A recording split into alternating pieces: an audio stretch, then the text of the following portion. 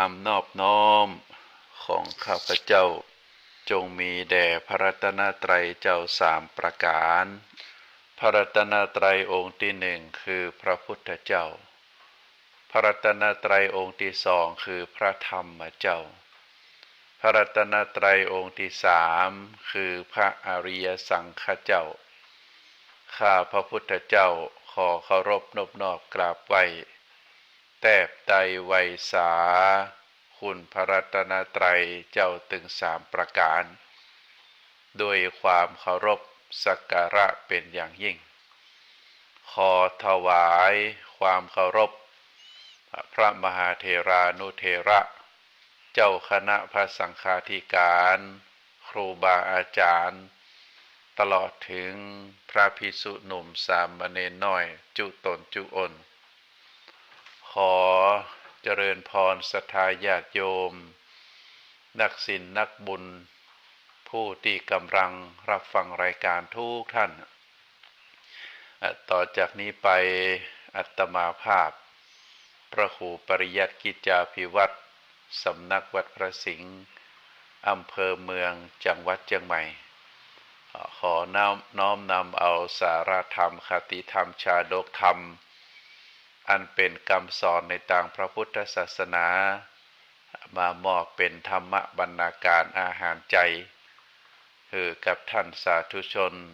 ได้พินิจพิจารณาอาหารร่างกายท่านสาธุชนได้รับประทานวันละหลายครั้งอย่างน้อยก็2 ครั้ง 3 ครั้ง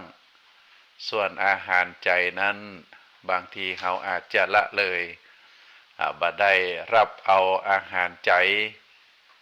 ก็ในวันนี้ก็ขอมอบธรรมะเป็นบรรณาการอาหารใจคือกับท่านสาธุชนได้พินิจพิจารณาก่อนอื่นก็ขออนุโมทนาตั้งขึ้นสถานีวิทยุคลื่นพระพุทธศาสนาแห่งนี้ ที่ได้อำนวยความสะดวกให้ครูบาอาจารย์ได้น้อมนำเอาพระธรรมคำสอนขององค์สมเด็จพระสัมมาสัมพุทธเจ้านำมาเผยแผ่มามามาเทศนาสั่งสอนก็เพื่อที่จะให้เกิดเป็นประโยชนะ ต่อท่านสาธุชนผู้ฟังรายการบันักก็น้อยก็หวังเป็นอย่างยิ่งว่าพระธรรมคำสอนนั้นก็จะไปประดับสติปัญญาปารมีธรรมของท่านสาธุชนได้ให้เกิดเป็นความรู้ความเข้าใจเมื่อเกิดเป็นความรู้ความเข้าใจแล้วได้สะสมความรู้ความเข้าใจนั้นวันละน้อยวันละน้อยแหมบ่เมินเท่าใดเฮาก็จะได้เป็นผู้ที่มีความรู้ความเข้าใจถ้าหากว่าเฮาบ่ได้สะสมในสิ่งต่างหลายเหล่านี้บางทีก็เป็นที่น่าเสียดายเมื่ออายุได้ล่วงเลยไปการเวลาก็บ่รอท่าทำให้เกิดความแก่เมื่อเป็นความแก่ที่มีอายุนักแล้วก็ทำให้สภาพร่างกายเป็นสังขารที่บ่เอื้ออำนวย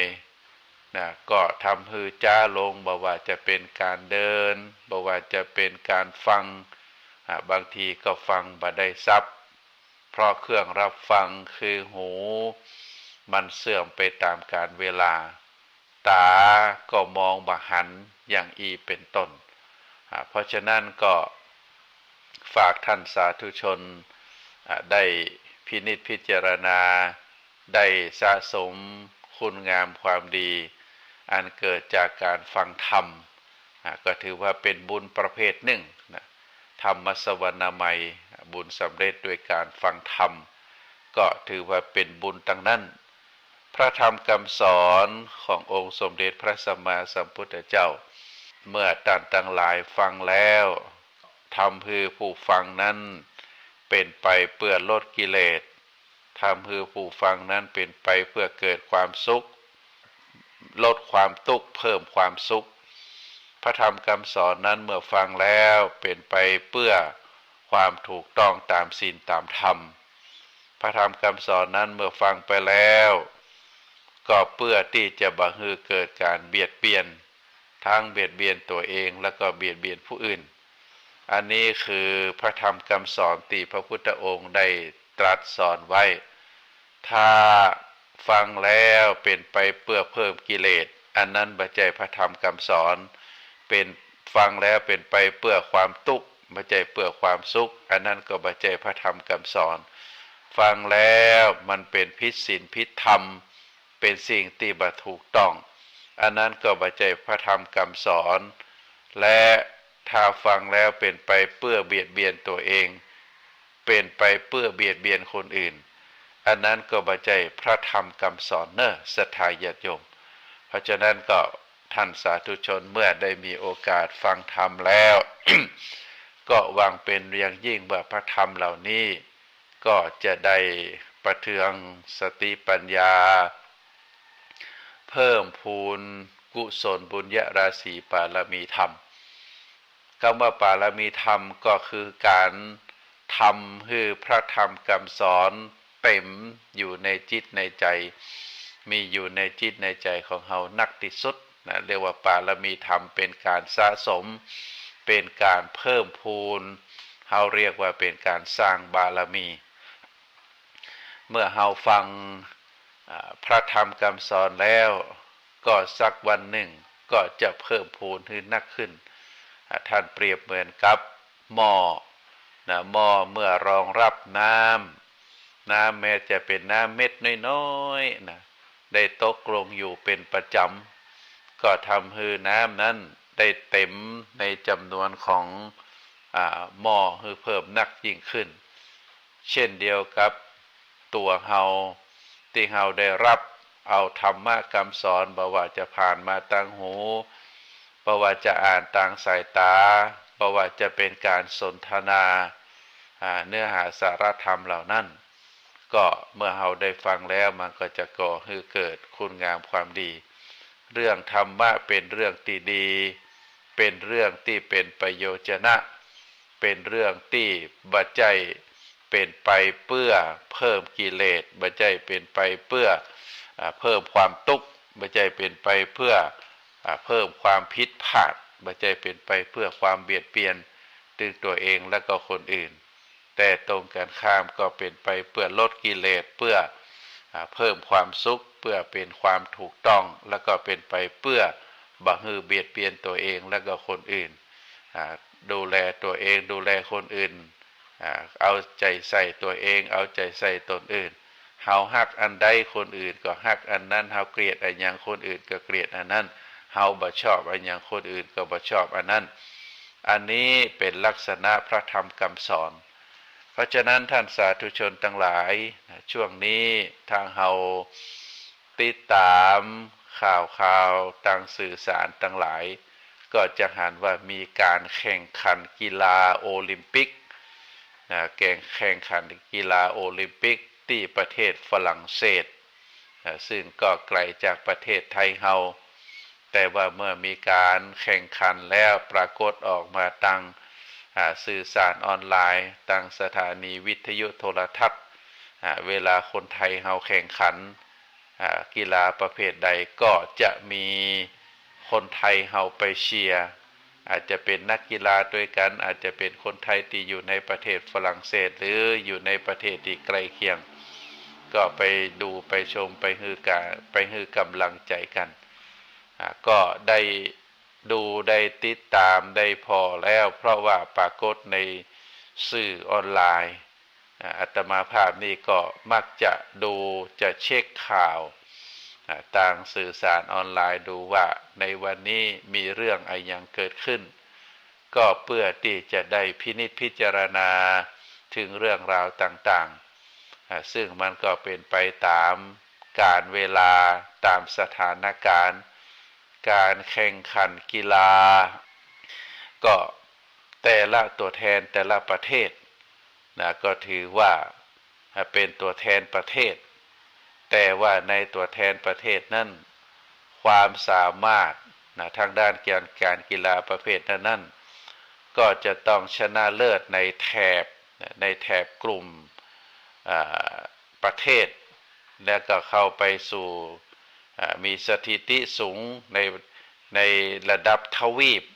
ของเฮาก็เป็นทวีปเอเชียในส่วนของประเทศเฮาที่อยู่ในแถบนี้เฮาก็เรียกว่าอาเซียนนะเพราะฉะนั้นก็มีการแข่งขันกัน แล้วก็จะต้องทำสถิติให้มันอยู่ในระดับโลกเมื่อมีสถิติอยู่ในระดับโลกก็สามารถที่จะเข้าไปแข่งขันในกีฬาโอลิมปิกได้ก็ถือว่าเป็นความสุดยอดของมนุษย์ทางด้านการกีฬาซึ่งกีฬาแต่ละประเภทเวลาการแข่งขันไม่ว่าจะเป็นกีฬาประเภทเดียวกีฬาประเภททีมซึ่งมนุษย์ทุกคนที่เข้าไปแข่งขันนั้นก็จะต้องฝึกฝนจะต้องฝึกฝนตัวเองมาโดยตลอดการฝึกฝนตัวเองนั้นพระพุทธองค์ได้ตรัสบอกว่ามนุษย์คนใดที่ได้ฝึกฝนตัวเองเป็นผู้ที่ประเสริฐที่สุดนะบ่ว่าจะเป็นการฝึกฝนในการประเภทใดนะการฝึกฝนในกีฬาประเภทนั้นๆโดยเฉพาะนะกีฬาที่เป็นที่นิยมกันที่ปรากฏในการแข่งขันก็ทุกคน ก็จะต้องใช้เวลาฝึกฝนลงฝึกลงซ้อมวันละหลายชั่วโมงอาจตึงเมเจ้าอาจตึงเมตอนอย่างอีเป็นต้นบาละเลยในการฝึกฝนอันดับแรกนั้นก็จะต้องเตรียมร่างกายให้พร้อมเตรียมจิตใจให้พร้อมที่จะเข้าร่วมการแข่งขันในการเตรียมร่างกายนั้นก็จะต้องมีคุณหมอนักวิทยาศาสตร์กายภาพตลอดถึงเรื่องโภชนาอาหารอะไรอย่างต่างๆก็จะต้องมีการมุ่งมั่นพัฒนากันบางทีบางครั้งผู้ที่มีความมุ่งหวังที่จะเป็นนักกีฬาที่จะเข้าแข่งขันบางคนนี้ชีวิตวัยรุ่นอาจจะหายไปเพราะว่าจะต้องเข้าค่ายจะต้องฝึกซ้อม จะต้องแข่งจะต้องฝึกซ้อมเพื่อเตรียมความพร้อมบ่ได้ไปกินบ่ได้ไปแอวบ่ได้ไปเล่นแบบสบายกับคนอื่นแต่ก็เป็นการแลกกับความสามารถแลกกับชื่อเสียงแลกกับความที่ตนเองนั้นในวัยหนุ่มก็ต้องใจศักยภาพให้เต็มที่ก็มีรางวัลตอบแทนมีเงินทองตอบแทนคือกับเยาวชนทั้งหลายเหล่านั้นก็มีรางวัลเมื่อได้รับแล้วก็มาสร้างรักสร้างฐานบางผู้บางคนก็ถือว่าได้เป็นอาชีพได้ไปเป็นข้าราชการทหารตำรวจที่ตัวเองมุ่งมั่นปรารถนาเมื่อได้เป็นรับราชการแล้วก็เอาความรู้เหล่านั้นไปทำรับราชการแล้วก็ไปเป็นโค้ช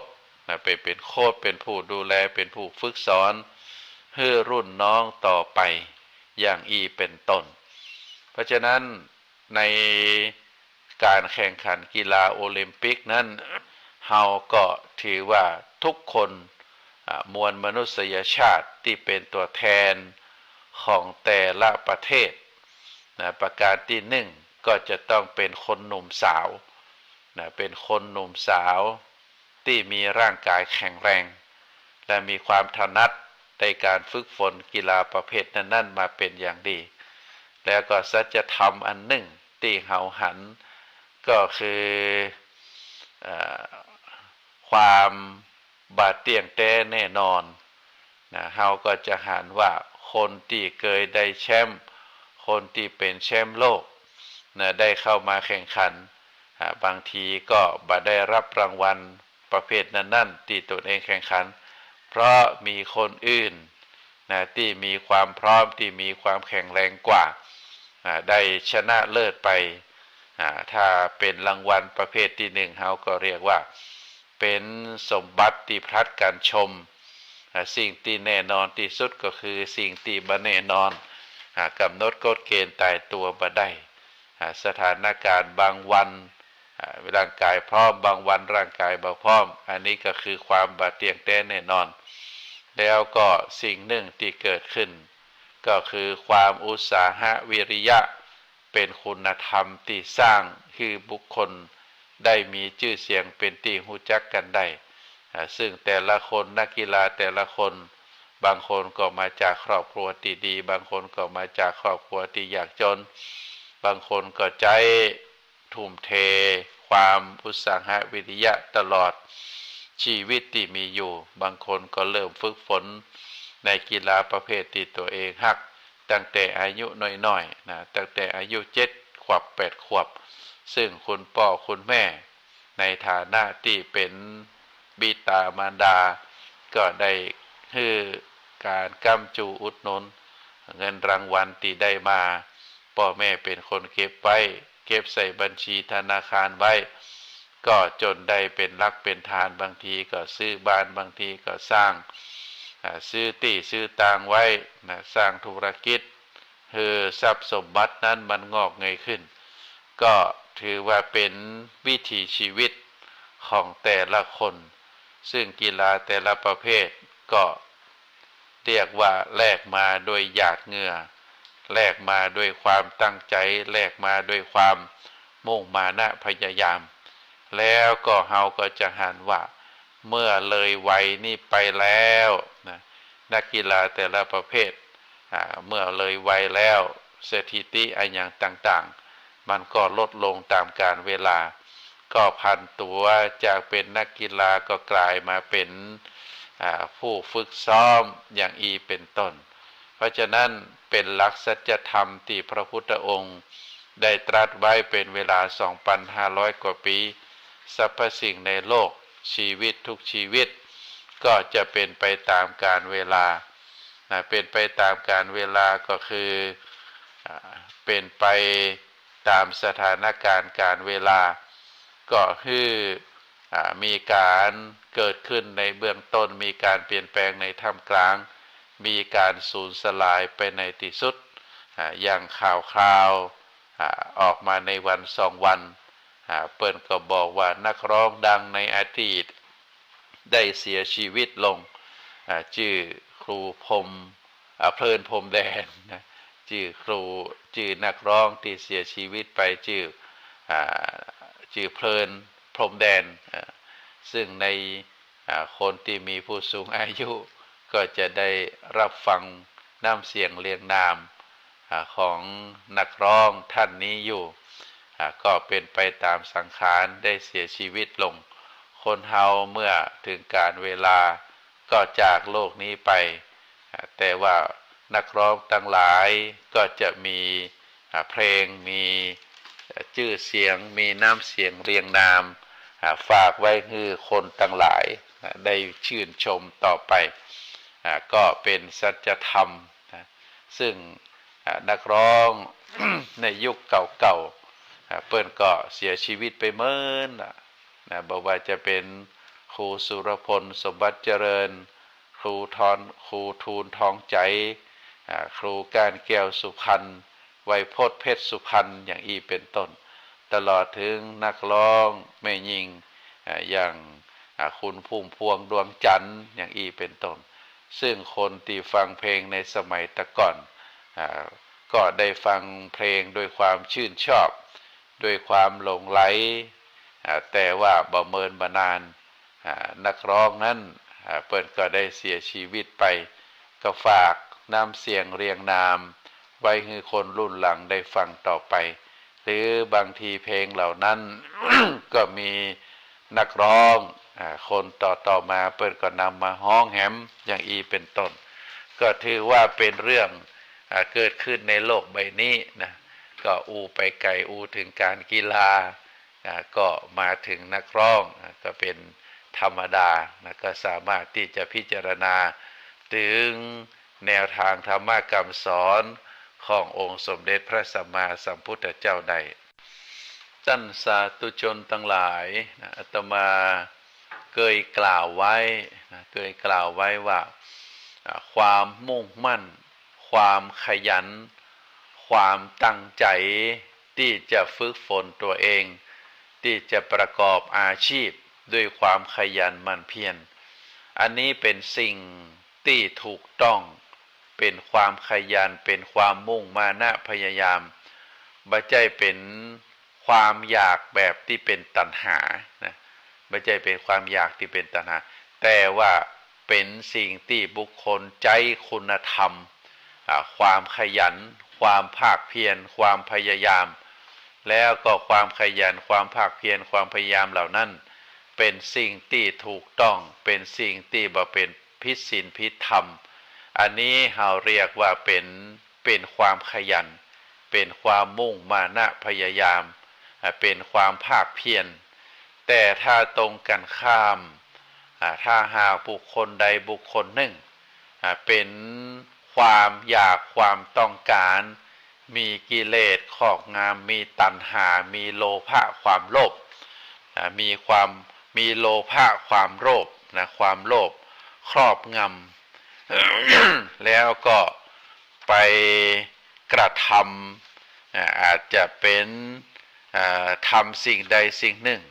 แม้แต่การแข่งขันกีฬาถ้าหากว่ามีความอยากมีความต้องการที่แฝงไปด้วยกิเลสแฝงไปด้วยตัณหาอันนี้ถือว่าบ่ใช่เป็นสิ่งที่ถูกต้องบางคนใจความได้เปรียบบางคนใจความเรียกว่าเป็นเทคนิคนะทำให้การแข่งขันทำให้กู้มือทำให้คู่แข่งขันนะฝ่ายหนึ่งได้รับความเสียเปรียบหรือบางทีก็เราได้รับข่าวในสมัยก่อนนะก็มีการวางแผนกันทำลายคู่ต่อสู้อย่างอีเป็นต้นเพราะฉะนั้นการแข่งขันกีฬาแต่ละประเภทก็จะต้องใจคุณธรรมใจคุณธรรมในการแข่งขัน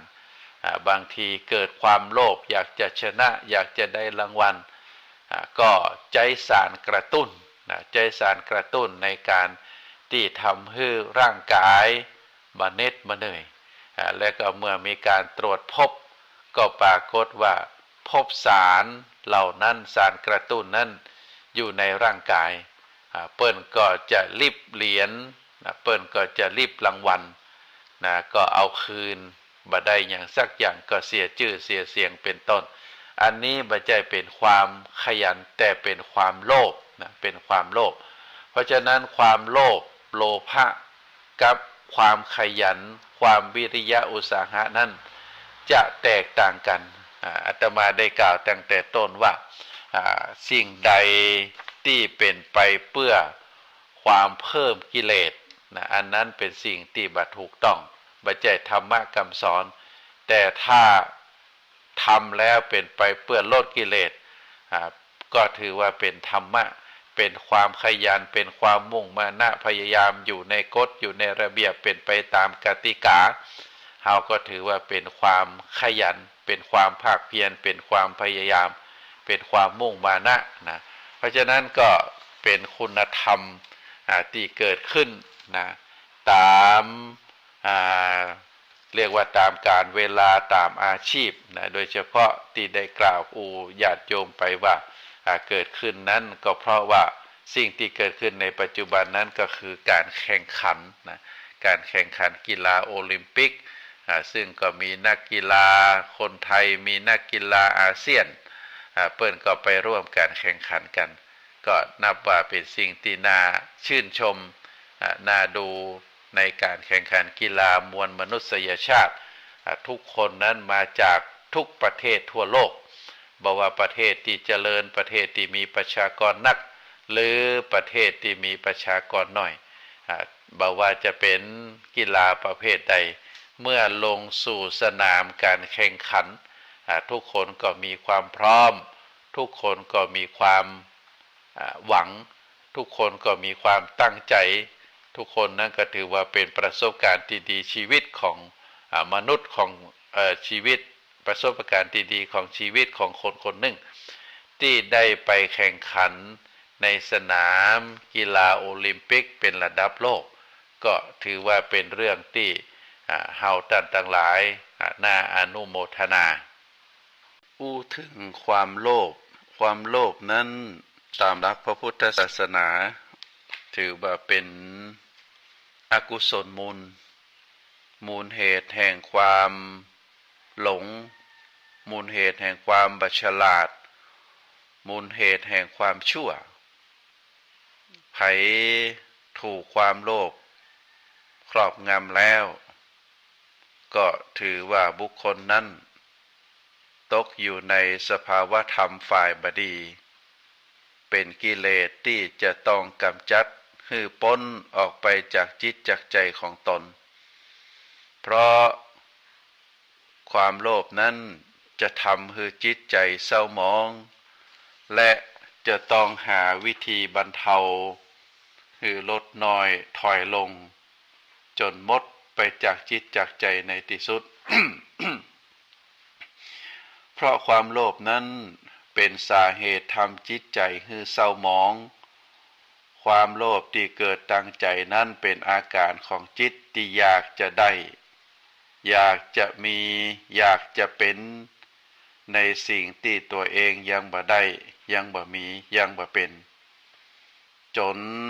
ทำให้ต้องดิ้นรนไขว่คว้าแสวงหาปรารถนาเพื่อให้ได้สิ่งนั้นมาครอบครองอันเป็นอาการของกิเลสที่เป็นเครื่องที่เป็นความชั่วทางใจก็คือการพยายามแสวงหาช่องทางคิดกลอุบายหลอกลวงเอาทรัพย์สินของผู้อื่นมาเป็นกรรมสิทธิ์ของตัวเพราะความโลภที่รุมเร้าจิตใจจึงเป็นสาเหตุให้ทำความชั่วทางกายทางวาจาได้แก่การอู้การจาเรียบเรียงเพ่งเล็งเอาทรัพย์สินของคนอื่นเพื่อนำมาเป็นของตนเพราะถูกความโลภครอบงำจิตนั้นนอกจากจะเศร้าหมองแล้วก็เมื่อกิเลสความโลภครอบงำแล้วก็เป็นสาเหตุที่บุคคล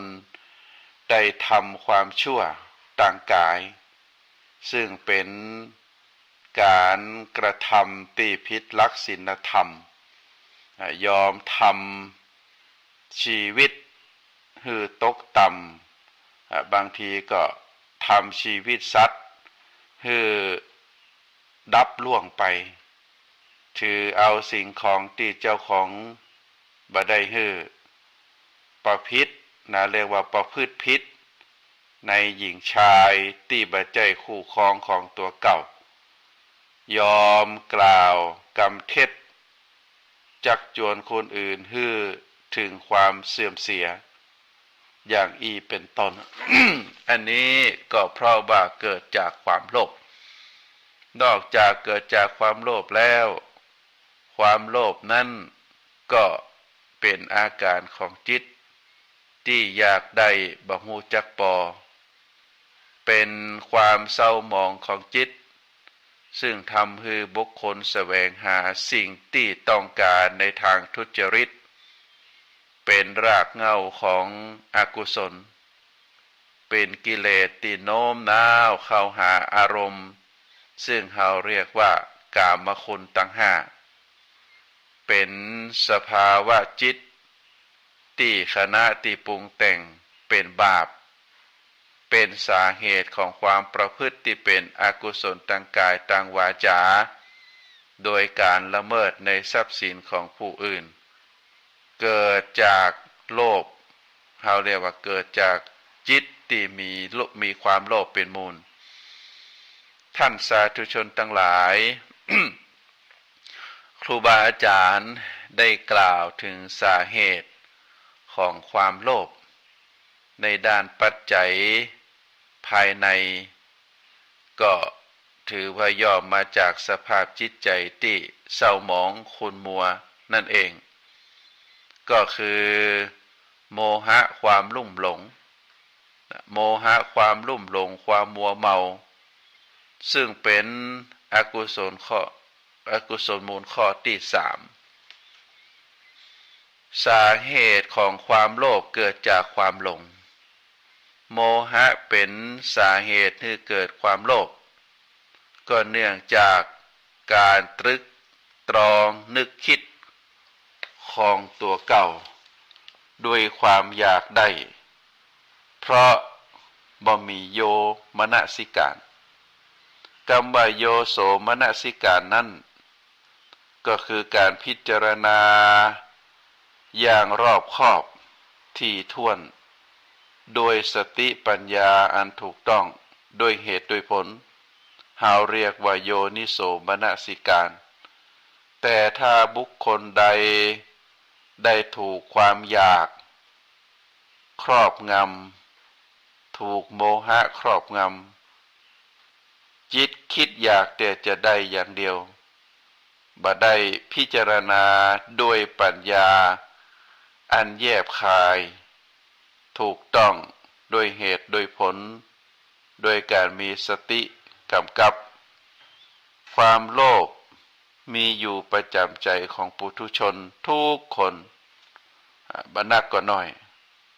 โดยบ่เคยเลือกหน้าว่าจะเป็นคนใหญ่หรือ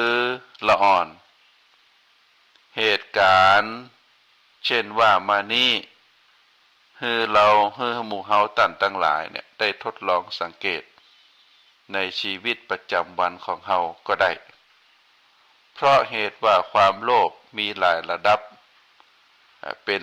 ระดับละเอียดระดับกลางระดับหยาบที่กล่าวมาแล้วคนส่วนนักก็จะรู้ว่าเป็นความโลภก็ต่อเมื่อปรากฏอาการที่รุนแรงเพราะว่าโลภะที่แรงกล้าก็จะเป็นราคะหรือเป็นตัณหาความโลภที่แรงกล้าก็จะเป็นราคะและก็ตัณหา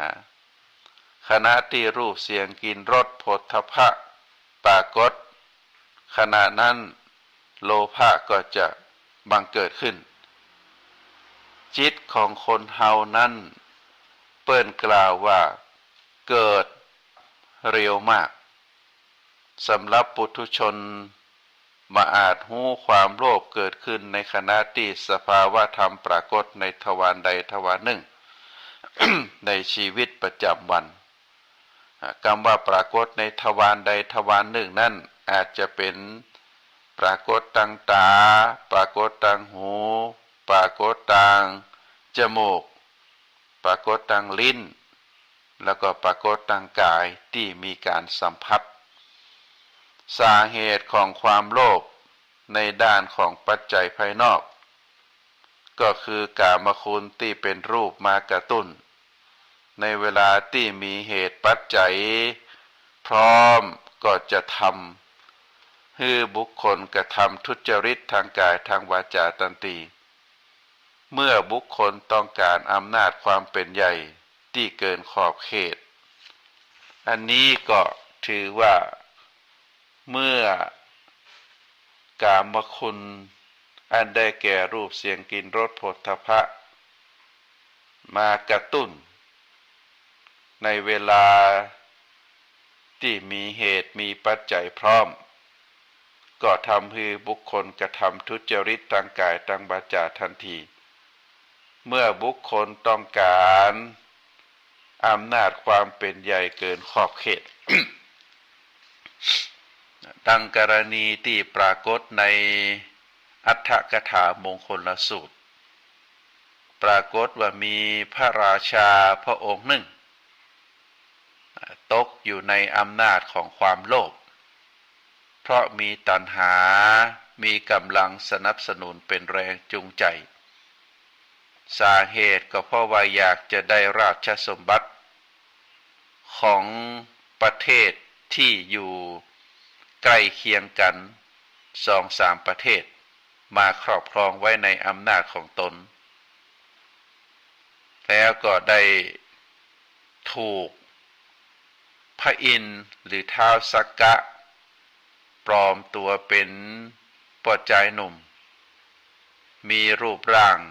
ยิ่งใหญ่มีความฉลาดมีบุคลิกลักษณะที่ดีได้ปลอมตัวมาเพื่อให้พระองค์เกิดความสำนึกตนโดยเครื่องจูงใจว่าชายหนุ่มคนนี้จะตีตึง3 เมืองมาถวายเมื่อชายหนุ่มคนนั้นได้ตกลงมันเหมาะแล้วก็ได้เตรียมพระราชาก็ได้เตรียมทหาร กองกำลังกองทัพไว้พร้อมที่จะเข้าไปตีเมืองที่อยู่สนิทชิดเชื้อกัน3 เมืองแต่เมื่อถึงเวลานัดหมายปรากฏว่าท้าวสักกะหรือท้าวพระอินทร์นั้นบ่ได้มาตามสัญญาพระราชาผู้มีความโลภจัดในราชสมบัตินั้นเมื่อระลึกถึงก็จึงเกิดความเสียดายพระวรกายเร่าร้อนทำให้พระอุทธรปั่นป่วนเกิดเป็นโลหิตปขันธิกาพาธคำว่าโลหิตปขันธิกาพาธก็คือโรคอาเจียนเป็นโลหิตบยุทธเกินกำลังแพทย์เรียกว่าอาเจียนเป็นโลหิตนั้นไหลบยุทธเกินกำลังแพทย์ที่จะเยียวยาให้หายได้ต้องประสบกับความทุกข์ความทรมานปางตายในประเด็นนี้เฮาก็จะเป็นที่สังเกตว่าบุคคลทุกคนต้องเรียกว่าต้องระทมทุกข์ปางตายเพราะอำนาจตัณหาที่เป็นกำลังสนับสนุนความโลภจนจิตต้องคล้อยตามอารมณ์ของความอยากเขาก็จะหันผู้คนหลายคนผู้คนหลายคนที่ถูกอำนาจของตัณหามีกำลังสนับสนุนความโลภจนจิตต้องคล้อยตามอารมณ์ความอยากนั้นแล้วก็เกิดความทุกข์เมื่อบ่ได้ดวงจิตดวงนั้นเมื่อบ่ได้สิ่งของตามที่ตัวเองปรารถนาก็จะมีความทุกข์ความทรมานกินบ่ได้นอนบ่หลับ สรุปได้ว่าในกรณีนี้สมุฏฐานของโรคเกิดจากความอยากที่เกินขอบเขตนั่นเองในสังคมไทยเฮาในปัจจุบันท่านสาธุชนทั้งหลายที่ทุกสังคมกำลังประสบกับปัญหาบ่ว่าจะเป็นอาชญากรรมการปล้นการลักการหลอกลวงช่อโกงคอร์รัปชันปัญหายาเสพติดปัญหาเศรษฐกิจก็กล่าวได้ว่า สาเหตุทั้งหลายทั้งมวลนั้นก็สมมุติฐานเริ่มจากบุคคลเป็นส่วนบุคคลแล้วก็นโยบายของรัฐพ่องเกิดจากในส่วนของบุคคลคนหนึ่งก็ได้เกิดจากนโยบายของรัฐก็มีแต่โดยสภาพทั่วๆไปแล้วปัญหาเหล่านี้จะเริ่มที่ตัวบุคคลเป็นส่วนใหญ่ทั้งนี้ทั้งนั้นเฮาจะสังเกตหันว่าอาจจะเป็นเพราะการบริหารของรัฐเข้าไปบ่ถึงหรือได้รับการบริการด้านสวัสดิการจากรัฐบ่เป็นธรรมคนเหล่านี้ก็จึงกลายเป็น เรียกว่าเป็นปฏิปักษ์ต่อรัฐ จากสภาวะการดังกล่าวก็นับว่ามีผลโดยตรงต่อบุคคลเป็นสำคัญเพราะเหตุชะนี้ก็จึงเป็นที่มาของปัญหาความโลภอยากได้และการแสวงหาในทางที่ผิดศีลผิดธรรมในที่สุดมนุษย์ทุกคนล้วนมีความต้องการด้านปัจจัยสี่เรื่องอาหารเรื่องที่อยู่เครื่องนุ่งห่มยารักษาโรค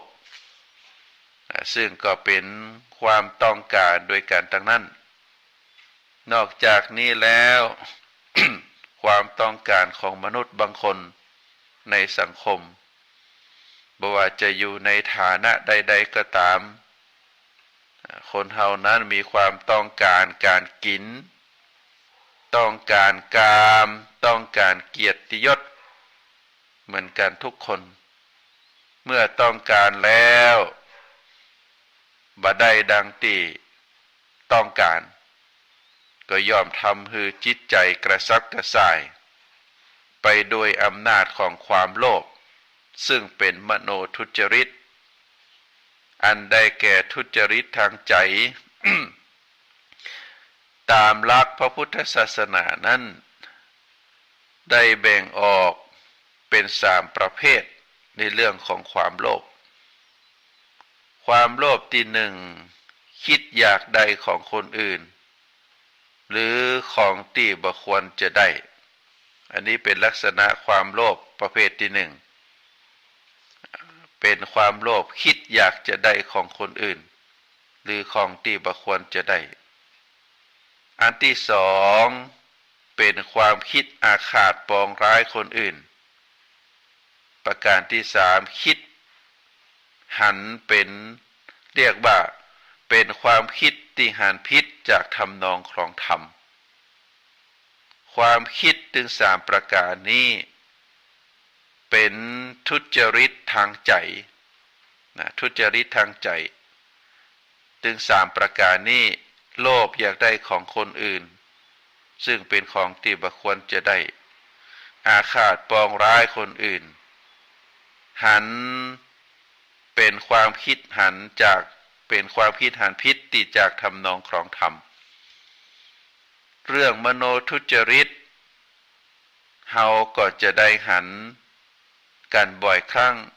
ในสังคมไทยซึ่งบ่เมินบ่นานมานี่ก็ปรากฏว่าศาลได้สั่งยึด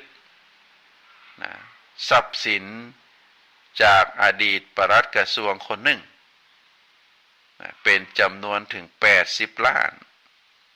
80 ล้านที่รัฐได้ยึดจากบุคคลคนหนึ่งซึ่งถือว่าเป็นข้าราชการระดับสูงเป็นถึงปลัดกระทรวงก็อย่างที่ว่ามาก็เกิดจากความโลภเกิดจากความโลภเฮาได้หันครูบาอาจารย์ได้กล่าวไว้คนเฮาทุกคนนั้นมีความโลภบ่มีที่สิ้นสุดรวยนักรวยมากรวยจนล้นฟ้าแล้วก็ยังบ่พอเรียกว่ายังหาช่องทางทุจริตประพฤติบ่ชอบกอบโกยผลประโยชน์เข้าตัวนักขึ้นไปแหมคิดโลภที่บ่มีที่สิ้นสุดซึ่งความโลภนี้ก่อให้เกิดพฤติกรรมต่างๆที่เป็นการประพฤติทุจริตเช่นการประกอบอาชญากรรมโดยการปล้นลักทรัพย์การเล่นการพนันเพื่อหวังรวยทางลัดการเล่นหวยเถื่อนส่วนมากอันนี้ก็เกิดจากความโลภความโลภบ่มีที่สิ้นสุดก็เมื่อคนทั้งหลายได้ตกอยู่ในวังบนการประกอบอาชญากรรมการหับจ้าง การรับจ้างขนยาบ้าการรับจ้างขนสิ่งที่ผิดกฎหมายก็เกิดจากความโลภฮู้ว่าเป็นสิ่งที่บ่ดีก็ยังกระทำกันการช่อโกงการลักทรัพย์การทุจริตก็เกิดจากความโลภการเล่นการพนันหวังรวยทางลัดก็เกิดจากความโลภการเล่นหวยเล่นเบอร์ก็เกิดจากความโลภเฮาถือว่าตึงหมดตึงมวลก็เป็นส่วนสร้างปัญหาในเชิงลบให้แก่สังคมต่างนั้นเป็นการสร้างปัญหาในเชิงลบให้แก่สังคมด้วยทั้งสิ้นเพราะฉะนั้นการกล่าวในเรื่องของความโลภที่มีเกิดปัญหาในทางสังคมในทางเรียกว่าทางวัตถุนิยมก็เป็นความโลภในทางสังคม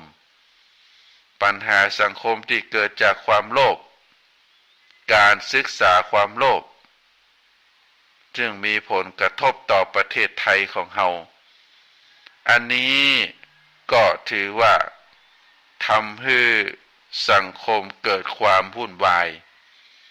สังคมเกิดปัญหาซับซ้อนบอกว่าอยู่ในลักษณะใดประเทศใดหรือในสังคมไทยเราบอกว่าจะเป็นสังคมเมืองสังคมชนบทสังคมข้าราชการองค์กรปกครองส่วนท้องถิ่นสังคมเจ้าบ้านชุมชนได้รับผลกระทบจากบุคคลที่ตกอยู่ในวังวนแห่งความโลภ เมื่อตกอยู่ในวังวนแห่งความโลภความอยากในวัตถุสิ่งของอยากได้สิ่งของมาปลนเปื้อตัวเก่าก็ทำให้คนเฮานั้นเกิดความโลภเมื่อเกิดความโลภแล้วก็ทำให้บุคคลนั้นได้รับความทุกข์ความทรมาน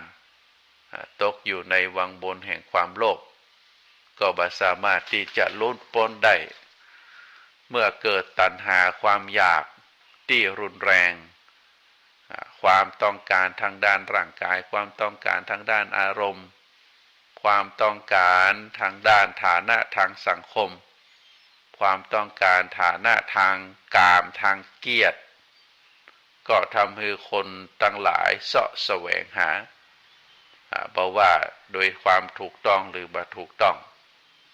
ตามที่อาตมาได้กล่าวว่าถ้าเกิดความต้องการความอยากจะมีอยากจะเป็น อยากจะมีอยากจะเป็นแต่ว่าได้กระทำโดยความมุ่งมานะพยายามโดยความหมั่นเพียรโดยความวิริยะโดยความอดทนโดยกำลังกายกำลังสติปัญญาตามที่ครูบาอาจารย์ได้กล่าวสอนมาแล้วก็ได้ลงมือกระทำด้วยความซื่อสัตย์สุจริตด้วยความถูกต้องตามศีลตามธรรมอันนี้เป็นความขยันแต่ถ้าบุคคลใดบุคคลหนึ่งได้เกิดความอยากขึ้นมาใจความขยันใจความเพียรแต่เป็นความขยันความเพียรที่ผิดศีลผิดธรรมผิดกฎหมายผิดประเพณีวัฒนธรรมการช่อการโกงการลักการขโมยการใช้ช่องทางทางด้านกฎหมายเพื่อที่จะให้ตัวเองนั้นได้ทรัพย์สินเงินทองนักขึ้นอันนี้เป็นความโลภเนอะความคุณโยมทั้งหลาย ลักษณะแบบนี้เป็นความโลภละอ่อนวัยรุ่นปัจจุบันอยากจะได้เงินอยากจะได้ทองอยากจะได้สิ่งของอยากจะได้ใจของตีแปลงก็ลงทุนนะได้ทำสิ่งที่บ่สมควรกับวัยบางคนก็เป็นการค้าขายเอาสิ่งของที่ผิดกฎหมายมาขายบางคนก็ได้เล่นการพนันทางออนไลน์เป็นหนี้เป็นสินกันจนเกิดความเสียหายเป็นจำนวนนักบางคนก็กว่าพ่อแม่จะฮู้ก็จะต้องใช้หนี้ยืมสินอย่างเป็นต้นเพราะฉะนั้นความโลภเป็นสิ่งที่บ่ดีเป็นสิ่งที่บ่งามก็ขอฝากให้ศรัทธาญาติโยมนักศีลนักบุญทั้งหลายว่าเราจะต้องลดความโลภความอยากพยายามใจสติใจปัญญาข่มจิตข่มใจกลับจิตกลับใจเมื่อกลับจิตกลับใจแล้วเราก็จะมีความสุขแต่ถ้าบุคคลใดได้ตกอยู่ภายใต้อำนาจของความโลภชีวิตของบุคคลนั้นก็จะบ่มีความสุขเป็นชีวิตที่เต็มไปด้วยความทุกข์ความทรมานเพราะจิตใจบ่มีความสงบหาช่องทางที่จะได้สิ่งของได้กามได้เกียรติได้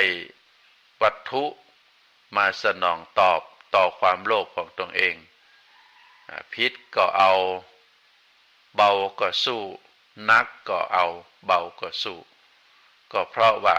ต้องการสนองกับความอยากอันนี้ขอฝากศรัทธาท่านสาธุชนได้พินิจพิจารณาเนอะสาระธรรมในวันนี้อาจจะเป็นเรื่องนักน้อย แต่ก็ปรากฏอยู่ในสังคมให้เราได้หันเฮาในฐานะที่เป็นบุคคลคนหนึ่งอยู่ในสังคมเฮาฮู้ว่าสังคมปัจจุบันเป็นลักษณะแบบนี้แต่ว่าสังคมนั้นก็เป็นส่วนน้อยคนส่วนใหญ่ยังอยู่ภายใต้ศีลภายใต้ธรรมคนส่วนใหญ่ยังมีความสุขความสงบแต่คนส่วนน้อยที่เป็นข่าวโลดเล่นอยู่ในข่าวสื่อสารออนไลน์เราได้หันเป็นการกระทำที่ผิดก็เฮาหันเป็นตัวอย่างเป็นแบบอย่างแล้วเฮาก็บ่เอาเป็นแบบอย่างเนาะท่านสาธุชนเฮาเป็นลูกของพระพุทธเจ้าเพราะฉะนั้นก็เฮาต้องอยู่ตามศีลตามธรรมตามแนวทางของที่พระพุทธองค์พุทธบิดาเฮาสอนไว้ก็ฝากให้ศรัทธาทุกท่านได้พินิจพิจารณาอาตมาภาพขอนำรายการไปก่อนเน้อขอให้ทุกท่านมีความสุขมีความเจริญ